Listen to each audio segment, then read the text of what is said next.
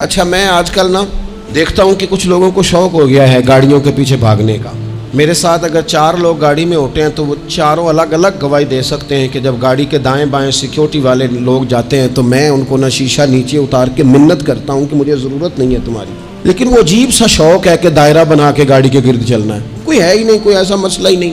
سیاسی لوگوں میں کیا دینی لوگوں کے اندر بھی صلاحیت کار آیا گاڑیوں کے پیچھے بھاگنا اور جناب دوڑانا اور اس کا مزہ لینا اور اس کا شوق ظاہر کرنا، یہ ٹھیک نہیں ہے۔ ان چیزوں سے لوگوں کو تکلیف ہوتی ہے، یہ آزمائش ہے۔ اور سیاسی لوگ وہ تو مجمع دکھانے ہوتے ہیں، وہ تو دوسروں کو دکھانا ہوتا ہے کہ ذرا دیکھو جی لوگوں کی محبت، دیکھو جی لوگوں کی۔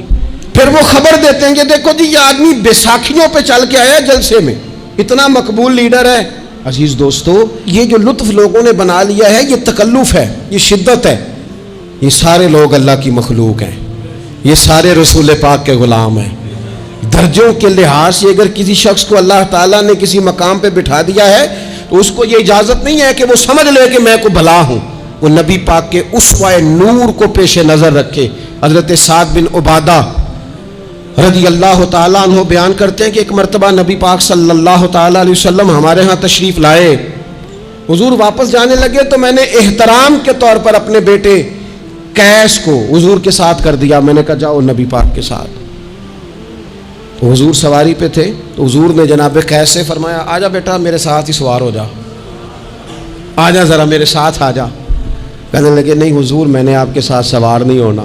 ہمارے ہاں بھی کچھ لوگ کسی کو سمجھا رہے ہوتے ہیں پر اس طرح سمجھا رہے ہوتے ہیں جیسے دعوت دے رہے ہیں، جی میں اس قابل نہیں، جی میں تو بڑا چھوٹا آدمی ہوں، جی میں۔ او بھائی آپ دعوت دے رہے ہیں کہ ذرا اور کرو میرے ساتھ، یہ دعوت دے رہے ہیں۔ کسی نے اگر کسی کو منع کرنا ہے تو اس کا لہجہ بتاتا ہے کہ یہ پسند نہیں کر رہا اس چیز کو۔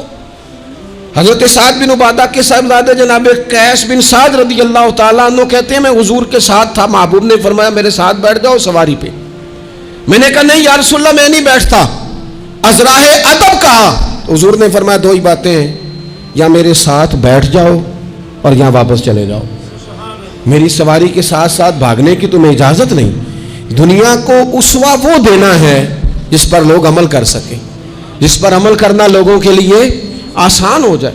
تکلفات کی زندگی مشکل ہوتی ہے اور آداب اگر بوجھ بن جائیں تو پھر وہ لمبے نہیں چلتے، وہ بڑی جلدی چیزیں کمزوری کا شکار ہو جاتی۔